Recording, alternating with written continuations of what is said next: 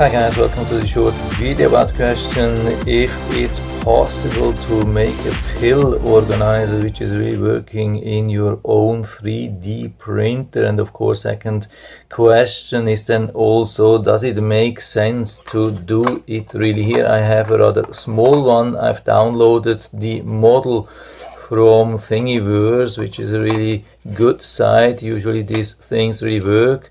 It has even really good reviews actually, and I thought, yeah, why not to do that? Because yeah, I was really just 1 or 2 days before of my vacation and I didn't have time to go shopping, and also online didn't work in this short time. I think it was on the very last day even, and I wanted to have something with me on my vacation, so I went to Thingiverse, downloaded it and printed it, and yeah, the result is here. You can see that. I mean, it's a little bit difficult to see white on white, but I hope you can still see a little bit. The problem is especially here the sharp corners. It has sharp corners everywhere. I mean, I've been working for about 15 minutes on this thing to cut everything off, like the adhesion, everything which I had to put to clean it and make the corners not so sharp, but they are still actually too sharp.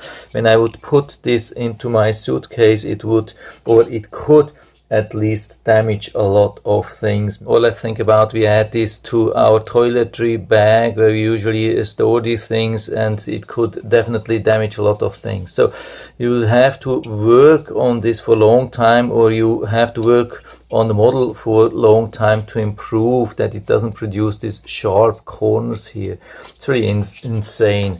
I mean, we can work this thing. I mean, we can open and close the lid. It has these pins or bumps. You can see it has this hole and we have the pins here inside. So technically we can open and close this thing without losing the lid every time, especially when we maybe optimize. This is a little bit too tight here, and when I want to open, sometimes the lid get lost, but usually it worked. It has even the writing of the days and morning and night, something like that, B and L, whatever it is, maybe breakfast and lunch. And yeah, it has actually everything what we need, so we can do that. But you can see we are losing the thing. It has two sharp corners, and the price of this one here, printing, I mean, I've been using about I think 80 grams of filament would be around $1.50. It's not too crazy, but if you go to the dollar store, spend 10 minutes to go to the dollar store, you can probably find something like that